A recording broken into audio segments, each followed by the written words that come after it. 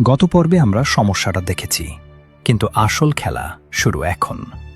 Psychology বলছে বিশ্বাসঘাতকতা কখনো আচমকা ঘটে না, এটা অত্যন্ত ধীরে ধীরে সাবধানে আমাদের ইমোশন নিয়ে খেলা। আজ এমন 3টি মারাত্মক লক্ষণ নিয়ে কথা বলবো যা মেলালে বেঈমানের আসল চেহারা পরিষ্কার হয়ে যাবে। প্রথম লক্ষণ, ফোনের প্রতি অতিরিক্ত গোপনীয়তা। বাথরুমে গেলেও ফোন সাথে রাখা, আপনার সামনে স্ক্রিন নিচের দিকে রাখা, নোটিফিকেশন আসলে প্যানিক করা।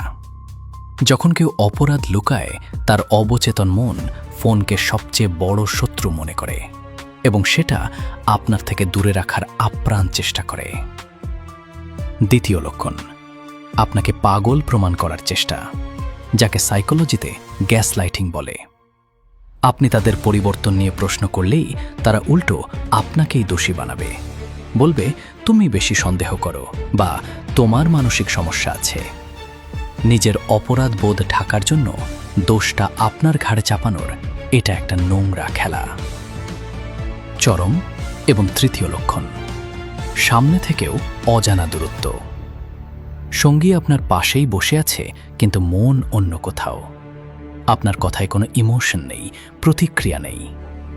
যখনই জীবনে নতুন কেউ আসে, আপনার প্রতি তাদের সমস্ত আগ্রহ আচমকা শূন্য হয়ে যায়। এই নীরব দূরত্বই বেঈমানির সবচেয়ে বড় প্রমাণ।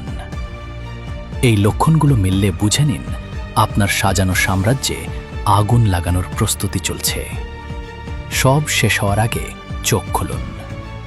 কিন্তু এই নোংরা সত্য জানার পর আপনার পরবর্তী পদক্ষেপ কী হওয়া উচিত, নিজের আত্মসম্মান বাঁচাতে কী করবেন, জানতে চোখ রাখুন তৃতীয় পর্বে।